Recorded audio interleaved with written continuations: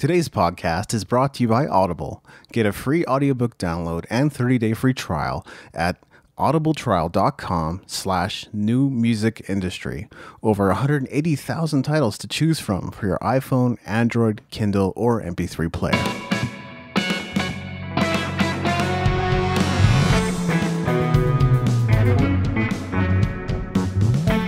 You're listening to the New Music Industry with David Andrew Weeb.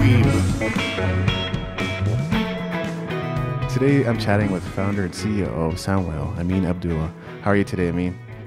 I'm doing well. Thanks for setting this up. Yeah. Look forward to this. Yeah. Me too. You know, your story is fascinating to me because I've been working hard to become a professional musician for over a decade when suddenly I got drawn into the world of network marketing.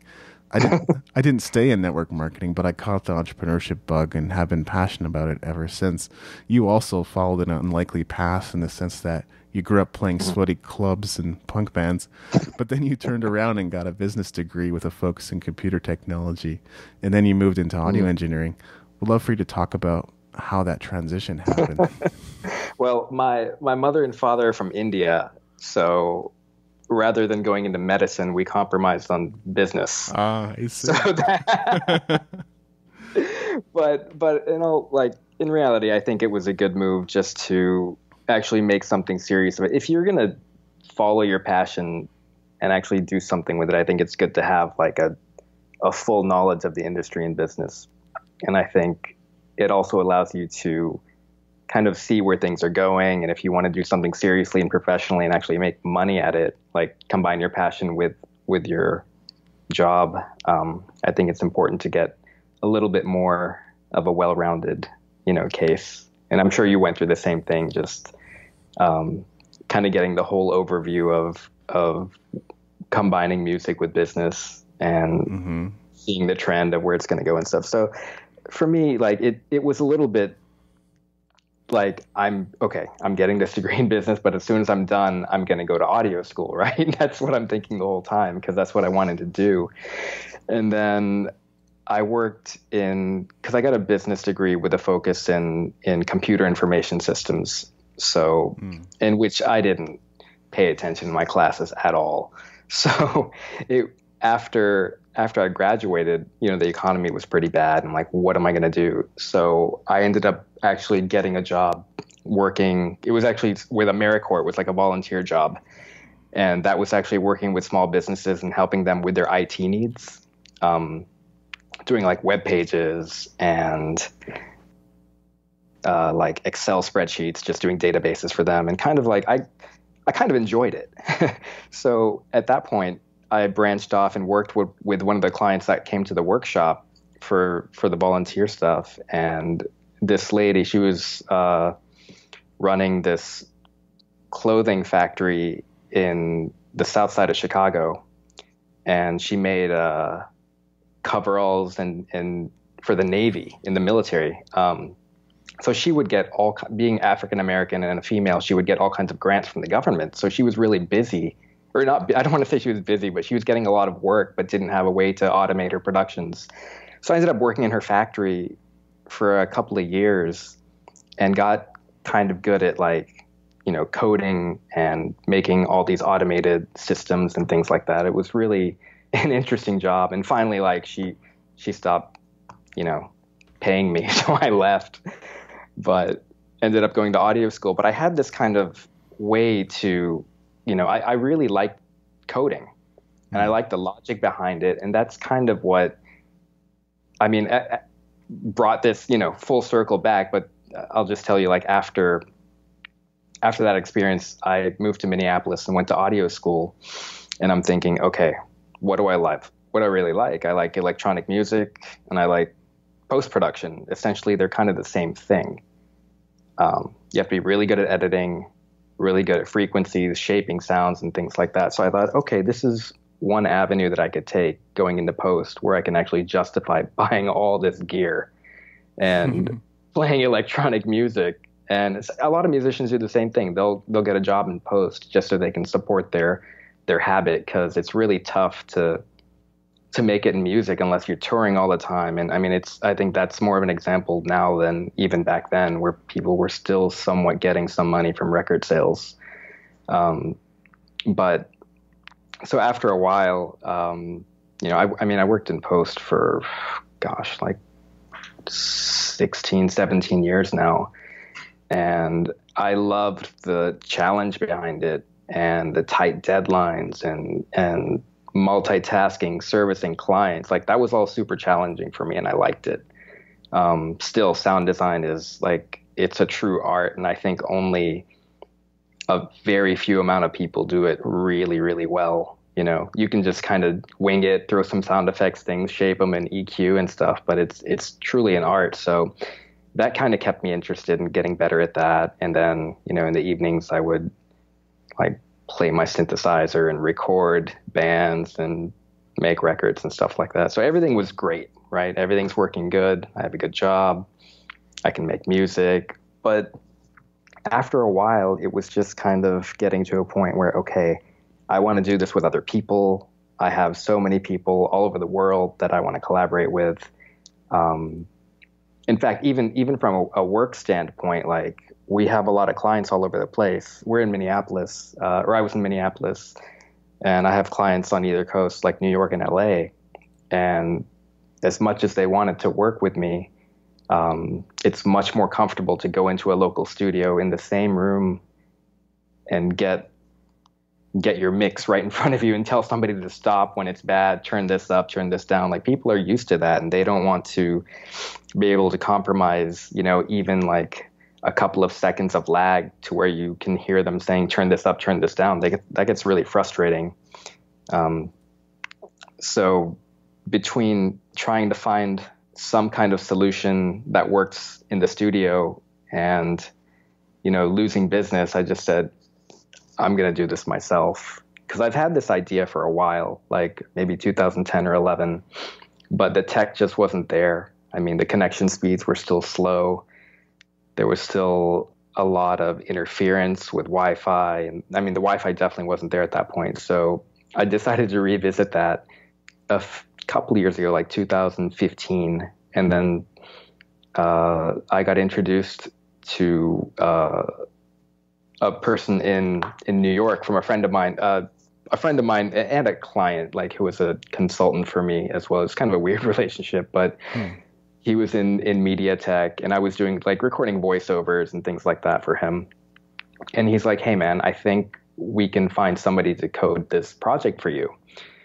And it was a guy in New York. His name's Stan, actually. He's a really good friend of mine now. And he just didn't say no to anything. So maybe if he said no, I wouldn't be here with this product. But it's a difficult project to handle. I mean, we took it to MIT and Stanford and stuff, and they said it's just too innovative, meaning like we can't guarantee results with something like this. Yeah. And so Stan's like, yeah, I'll do it. He's a Ukrainian man, and he took on the project and ended up like getting some developers from Kiev.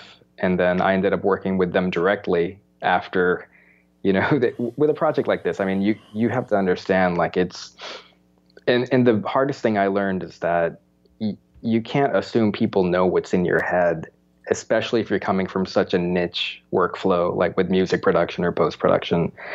So I'm just thinking the first day of meeting these guys and having this huge business plan and workflow and stuff, they're going to understand it. But no, man, it takes years if they understand it at all. So I eventually had to go over there to Kiev, and I stayed there almost 2 years working with these developers and making sure it actually worked, and working with them doing tests every day. And so it was just a really lucky position I could be in to quit my job and kind of live off my savings and borrow money and try to develop this stuff. And it ended up I feel like I was lucky in a lot of ways, but I think the main thing was just persistence and not leaving until I got what I wanted. But I certainly got a taste of the possibility that it can actually work. And that's when I went over there, because you can kind of see, okay, give me some kind of proof of concept. So the audio streaming was working the synchronizing machines over the network was working, and the video streaming was working. And those are the three main components of Soundwhale. So I don't know if I answered your question, but I kind of branched off in a little background and history there. That's a great overview, I think, I did. of the things we're going to cover in this interview. Yeah. Yeah, absolutely. Just by way of comment, like something you mentioned about that connection between music and performing and entrepreneurship. When I started exploring that, I was starting to explore the practical side of what it would mean to be someone who's passionate about music, but someone who also wanted to generate cash flow and profit and revenue, and while serving the world and adding value to a specific audience. What I started doing, because I think there were people beginning to talk about music and entrepreneurship as kind of two separate things at that time in 2011, but no one had quite made the leap to music entrepreneurship, which is where I went, and that's of course the namesake of my website as well. Yeah. I think I ended up benefiting a lot of people just because I started talking about the connection, not totally understanding where it was going to go or how it could be packaged and sold just yet. But I think that those conversations are what actually kind of made it go in the direction it did. People had to talk about it and discuss it because it was so unknown at that point. Yeah. I mean, nobody knew how to reconcile what happened after the digital age kicked in, when record sales just plummeted and musicians aren't making any money. And it's, actually, if you look at the history of it, and I'm sure you know this much better than I do, but the whole history of music, musicians never made much money historically. There was just a golden era where people were really kicking it up and making record sales, and for about, I don't know, 60 years or something, after the Beatles, and then now it's just kind of back to normal, I think, and people are actually using the means of the web for actual exposure and marketing and stuff like that a lot easier than they did. So it kind of shifted, but I think people are working hard again and touring and doing it like that. But I think without the conversation and without, really digging into it, it would have completely failed. Those are great points. I appreciate that. Yeah. And, you hinted at this already about some of the challenges that came up, but, today people often talk about the fact that remote studio collaboration is easier than ever, but there have been some technical and technological challenges to making this work. So talk about that. Well, I think the first point, it's easier than ever. It's true and not true. I think it's really true because there's just so many ways to do it. I mean, for years now, I've even been using Skype to connect a feed from my studio into a Skype channel, calling somebody on Skype on a good connection, and they're listening to my feed from my Pro Tools mix or whatever, like that, from two machines. But it wasn't too convenient. There were some dropouts and things like that. And that's kind of the way we hack it together. But there's also some other software that does this, that's been on the market for a while. I think one mistake people did was try to sell jamming software, because nobody's ever going to be happy with that. I think defying the laws of physics are not in any software's capabilities at this point. So that was a mistake. But then there's also collaborative softwares where you can just connect and stream with one another, but there are issues with networking. There are issues with delays. There are issues with jitter, sample rates. So there's a lot of things. I feel like nobody sat down and did a lot of the use cases that people do on a day-to-day level. And I'm talking from music production to post-production, because you'll see a lot of stuff that's geared maybe towards post, or something geared towards music. Actually, not so much towards post, and we'll get into that in a minute, but more music production stuff where I think people are creating editors. There's a couple of softwares out there. Can't remember the name, but there's an editing software, where it pretty much competes with Pro Tools or Logic. And you can connect with somebody else and stream and do cloud and stuff like that. But it's too big, man. It's too beefy. There's too much CPU issues involved. And by the time the audio stream gets over, there's a lot of jitter. And I'm sitting here and editing something where I could have just used Pro Tools to do the edit. You know, you can use whatever you like and actually just have something just to stream. So that's what I wanted to do, was have just something really simple that has a very solid purpose of streaming audio between one another, but also be able to cover all of the use cases you could in a studio. And like, coming from music and post background, I wanted to be able to cover those that ground. And if you look at look at DAWs, what do you use, by the way? Are you a Pro Tools user or Logic, or? Surprisingly, I use something that much smaller community uses, but I use Traction. Oh my God, I don't even know what is Traction.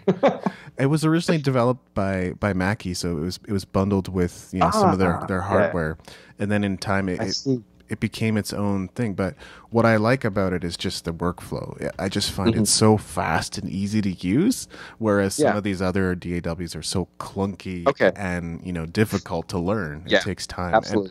But I had a friend who was wanting to learn Pro Tools at about the same time, so we both delved into it in that space, and I still ended up going in the direction of Traction. Really, that's interesting. This is awesome, by the way, because I hear so many things. I don't hear so much about Traction. Now I remember what you're saying, because they packaged this, I think, with some of their control surfaces too. Yes.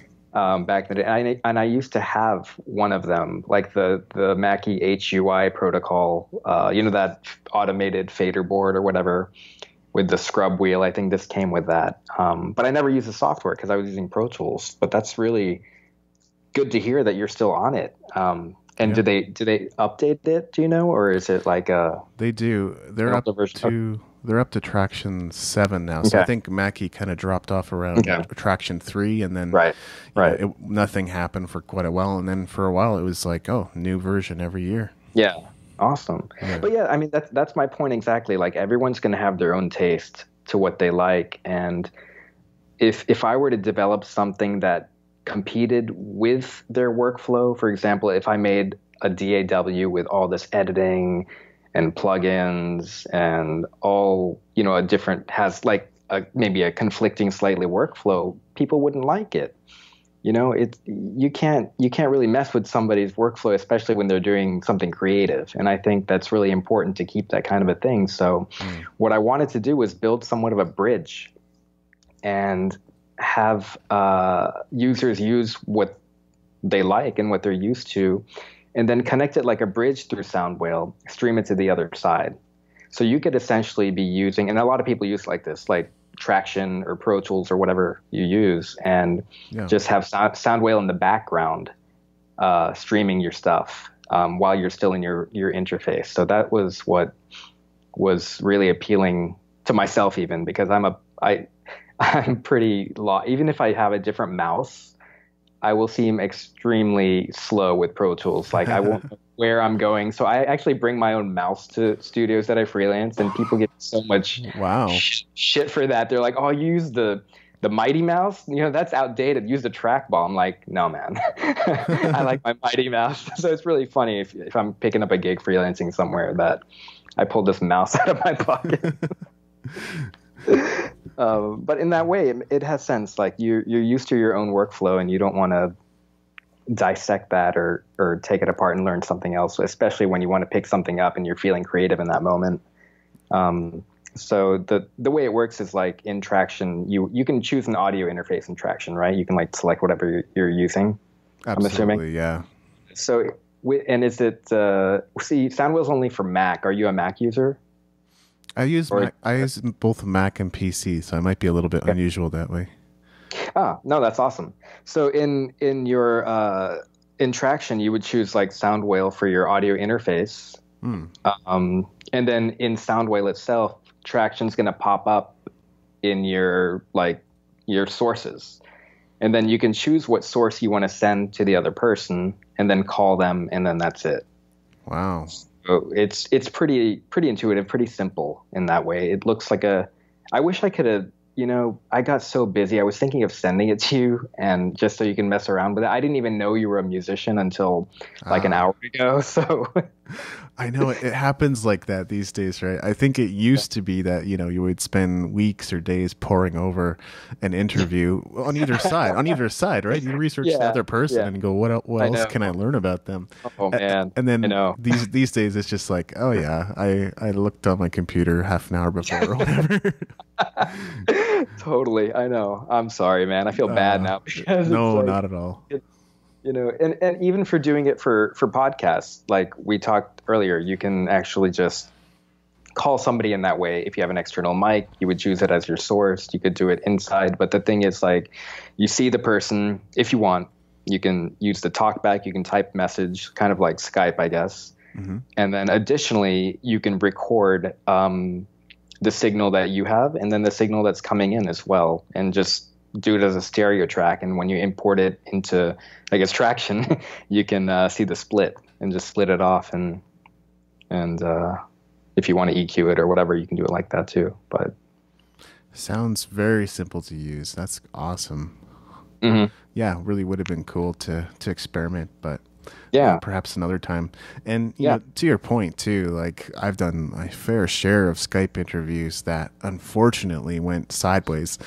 I can maybe count on one hand the number of times that's happened, but even then it's like some of those people aren't going to come back and do a full interview with me because they can't. So it's like disappointing, right? Yeah. What happened? Just the connection got screwed up, or? There was a period where that was happening, and in which case we just rescheduled. But the recording, for whatever reason, the audio itself was like corrupt. So it was either skipping, or the voices were, there was a delay between the voices, and suddenly they're overlapping in different parts. So it just made it completely unusable. Yeah. I know exactly what you're talking about. Yeah, that happens a lot with Skype, for sure, man. It does, unfortunately. Yeah. So, I do rely a little bit on the press releases I'm sent for information on my guests, but, you even talk about losing clients because of how poorly remote collaboration was working. So that must have been frustrating. Well, how did that make you feel? Oh, yeah. Frustrated and motivated completely. I mean, it was because this was in my mind for a long time, and that just did it for me. I had a client in Minneapolis that had offices in LA and studios in LA. It's a production company. And they liked me, they like our team, and they wanted to give us all the mixes. But unfortunately, the LA team's like, all right. The LA team said, let's do something and work with these guys, figure out a remote solution. And we tried a lot of stuff, man, like so many things over a couple of weeks. It was a really slow time at the studio. So this was the time to actually take everything apart and even install a bunch of different hardware boxes, dedicated hardware boxes. And this was on like consumer level stuff, because there's companies like when we were just at IBC even, and there have been companies around for a long time that have extremely expensive solutions like that news stations and broadcast stations use that are pretty good, for streaming audio and video. But they're locked and dedicated like hardware lines, like I don't even know how they work, but it's really, you're talking hundreds of thousands of dollars just to get something like this, to stream. And for consumer level, it was a few $1,000s, but still it just didn't work because of the delays, the network difficulties, because you have to get around firewalls and things like that. And then the other thing was the quality was just too compressed.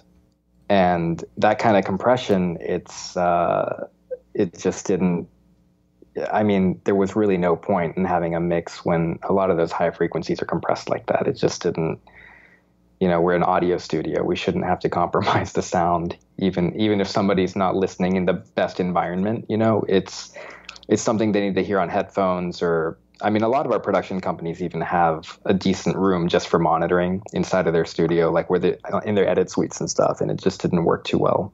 And then the talkback situation was pretty bad too, because the talkback would work on a different pace as the actual stream. So you can imagine that getting a little confusing, because if somebody is saying stop and you don't know, like, or they're talking about something, but you don't know. There's so much information going on in the span of a few seconds. You don't know what they're talking about, and you ask them again, was it this part? Was it this part?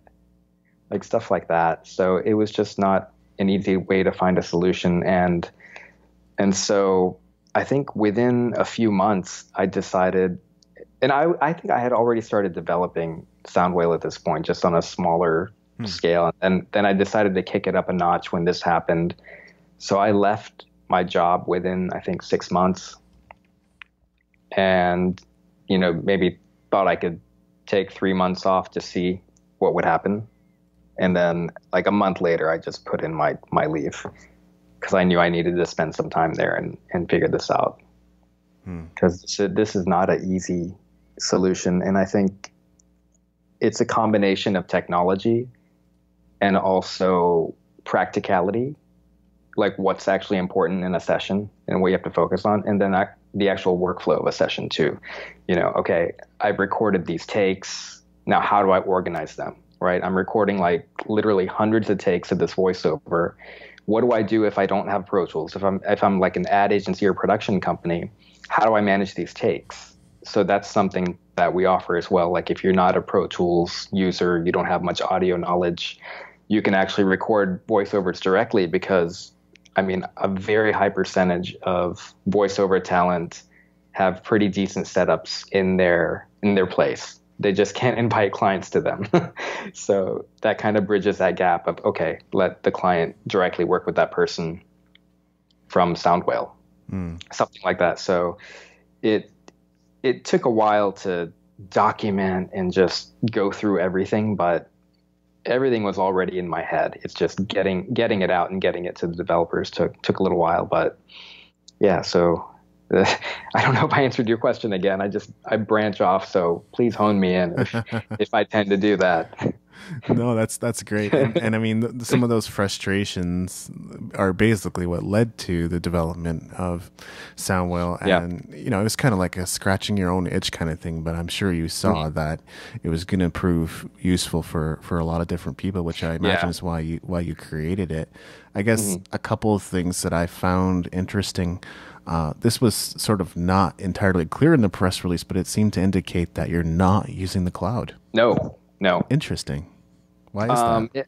And that's the question I got at the conference a lot too. And then I explained it, and people are like, yeah, actually some people came to me because I'm not using the cloud. Because if you think about it, if you're not streaming, right, and you're using the cloud is awesome. Like, I personally love it. I think it's super convenient, and it works well for many applications, video reviews, like documents, even audio stuff. But imagine this, like, you're in the cloud, you're working on the same like Pro Tools session or whatever. You record something, and instantly you can save it, and it pops into the other user's session. That's awesome. You can work on the same thing. You don't have to worry about bandwidth of streaming and stuff like that. It's super efficient, really good. But for applications like direction, communicating, voiceovers, you got to wait for the file before you can hear it or hear a mistake in it. Or you like, for example, if a voiceover is recording something, they pop it in. I might be monitoring over the phone, but that kind of defeats the purpose also. I want to hear it in high quality.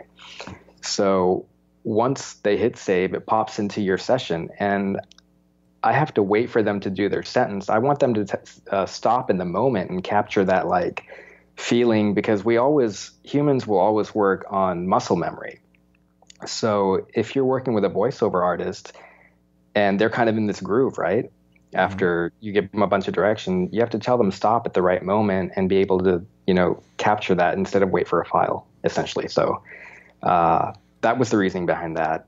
Although what we do is if you do record a take, we can pop it into another Soundwhale user's session instantly as well. So that cloud like the cloud functionality without actually saving stuff in the cloud is still there, like peer-to-peer though. Does that make sense? Does that? Yeah. Yeah. Okay. Yeah, absolutely. That makes a lot of sense. Okay. And I guess the other thing that the press release indicated was that this is basically the beta launch. I imagine there's still a lot of testing going into it. There's a lot of testing. There's been testing since, I mean, I've been in beta since March. Right. So this is the launch, but I think what people don't tell you is everything is in beta. I see. Everything is constantly in beta. Apple operating systems, Pro Tools, everything. Because, you're going to find something like I had, I think, 200 plus testers.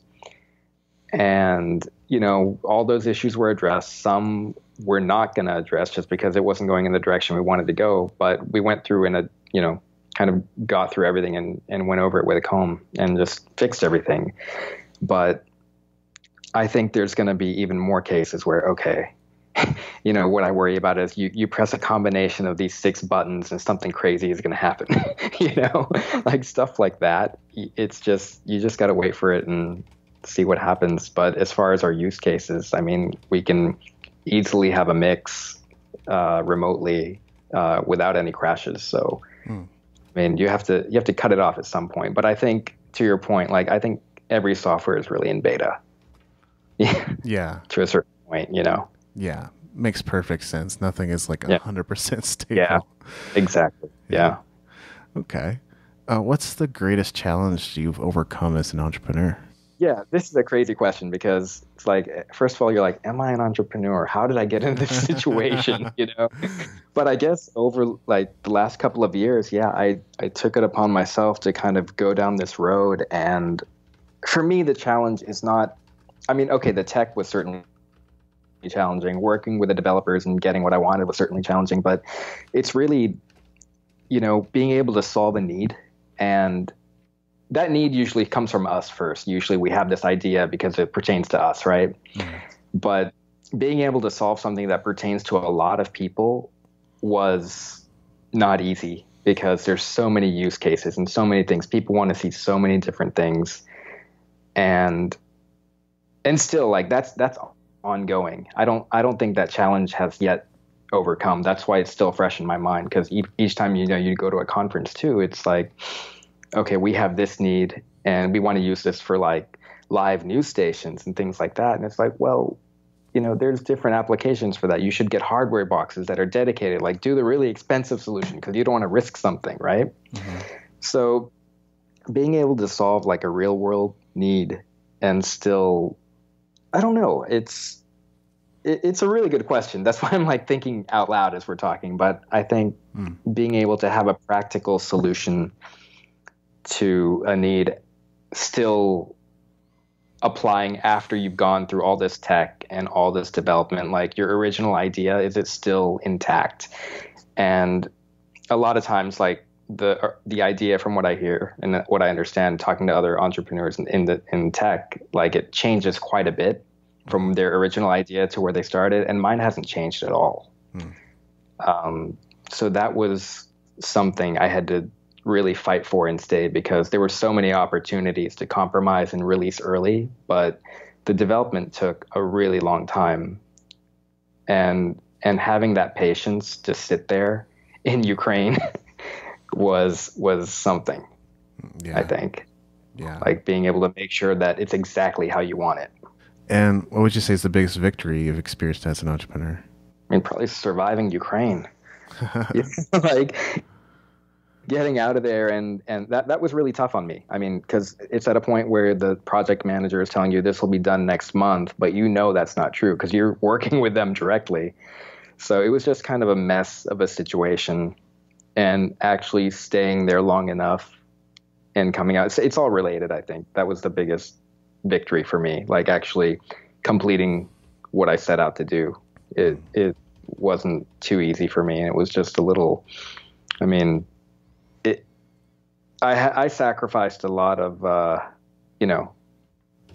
when your life just completely just changes and it's forced to change when you don't expect, and you the things that were important to you before just aren't as important anymore, I think. Oh my God. Yeah. So it wasn't really a sacrifice, but it was more like, okay, a shift and a focus, and like, okay, I'm not going to go to the, meet up with friends. It's like a silly thing, but it's like a real focus and almost like self-punishment until you're finished. Self-punishment. Yeah.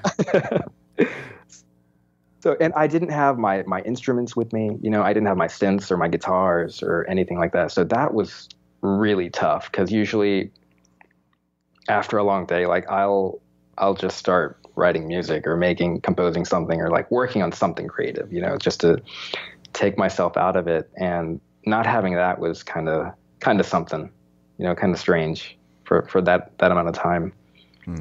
And so it almost forces that creative hunger in a different direction, I think. Yeah. And it's like overworked, but still like in a good way. Absolutely. I know exactly where you're coming from, and I would say I'm probably going through one of those transitions right now as I look to move out to BC and man, begin a new life. So yeah, well, it's I hope something really good comes of it. Yeah, thank you. It sounds like yeah. Oh, I'm sure it will. Are there any books or other resources that have helped you on your journey? I think as far as books, I mean, I've been kind of, again, like kind of removing, when I read, I want to remove myself a little bit. Yeah, there's like, entrepreneurial books and stuff, but there's, I've been reading The Mysticism of Sound and Music. And that's just so, have you heard of this book? It's like Hazrat Inayat Khan. It's like a Sufi book, like kind of a mystic religion, music, sound, evolution type thing, where it's so abstract and some parts are really difficult to read, but it really brings you out of your reality. And it's like, what's really important? Where does sound come from? What is the nature of sound? How does it influence us? What are the implications? And for me, that really hits home. I mean, and this is more of like, I guess not really the entrepreneurial success, but it's, kind of as a person, as a musician. So I mean, I like weird shit like that. So I don't know if it's, as far as books, but and I read quite a bit on, obviously, you're reading articles constantly, like how things are working and stuff, and a lot of technical manuals, a lot of stuff on like how to managing teams and stuff like that. But it's just been a lot of work. So reading time has been definitely cut more than I like it to be. But it's really important to, I think, just kind of lose yourself in a book. It's not, I don't want to read so much about work and that other kind of stuff. Yeah. Yeah. Sounds like it's kind of a relaxation time for you. Yeah. Which is also important. Yeah, absolutely. Every entrepreneur needs to do that. Yeah. It's interesting. I recently got an iPad along with an Apple Pencil, and as a kid, I used to draw a lot, and it's not something I've done much in recent years. But then with the Apple Pencil, it made me want to just try things out and explore things. So I was up till like 1:30 last night, just messing around with it. And that sounds awesome. Yeah, it was. It was a very zen time for me. So yeah, What did you draw? Well, first, I'm because I grew up in Japan, I'm used to drawing like anime style stuff. So that's one of the things I was doing. And then I did some like abstract mountains, and then I just did like a tree in the field kind of thing. So, oh my God. Yeah. Oh, that's not, you painted my picture. I'm in Japan next month, and yeah, we're actually doing Interbi in Chiba. So we're super pumped about that. Chiba, and yes. Like, yeah, you kind of drew what I'm looking forward to. Where did you live in Japan? Where were you? It's a city called Takarazuka, and it's in between Kobe and Osaka. And it's the birthplace of Osamu Tezuka, who created Astro Boy and many, many, many other famous characters. And it's also home to what they call the Kageki, which is female-only theater. So it's like the opposite of Shakespeare, because in Shakespearean time it was always men or boys playing the parts. Yeah. Oh, interesting. Yeah. Okay. Crazy. How long did you live there? 8.5 years. Wow. And were you born there, or did you live there after, like when you were younger? Yeah, I was not born there. I was born in Camrose, and then we moved when I was like 5, turning 6. My sister was born in Kyushu, Fukuoka, actually. But yeah, so I mean, they're really a huge part of my upbringing. Yeah. Yeah, those are those formative years, man. Oh yeah, big time. That's crazy. That's awesome. Yeah. So that kind of came back to you when you picked up the pencil, huh? Yeah, it did. And it's really interesting. It was unexpected, but I felt like I could, mix and match the pencil, the pen, and the marker, and get some effects I couldn't get before. So I would not have guessed that. I could be that exact with a tablet. Yeah. I saw a lot of people doing that, actually. The people at the booths next to us there were times where there's like no traffic at all, like after lunch, people are just like on their iPads. And this girl next to us had the iPad and was drawing. She's like a graphic artist or whatever. I was like, wow, that looks it was so good. It was so precise. Yeah. I was shocked by it. It looked awesome. Yeah, exactly. I'm very surprised. But who knows? I mean, I have a tendency to turn all of that into like business or money making. I'm going to try not to do that with this and just kind of make it my personal for fun hobby. But yeah, some things need to be left. I really do think so. That was my past tendency. I think I'm too tired for that at this point. Totally. Too burnt out. I feel you, man. Yeah. Yeah.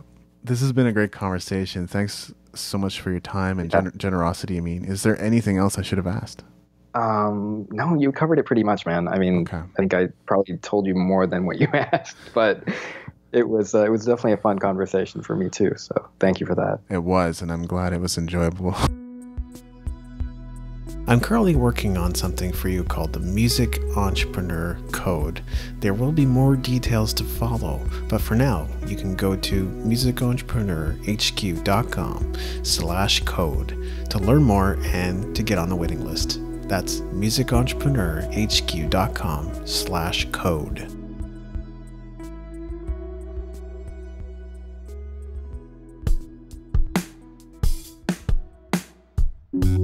Thank you for listening. Music in this episode was brought to you by Brian Young. Wherever you're listening to this right now, please consider leaving a 5-star review and comment to help us get the word out about the podcast.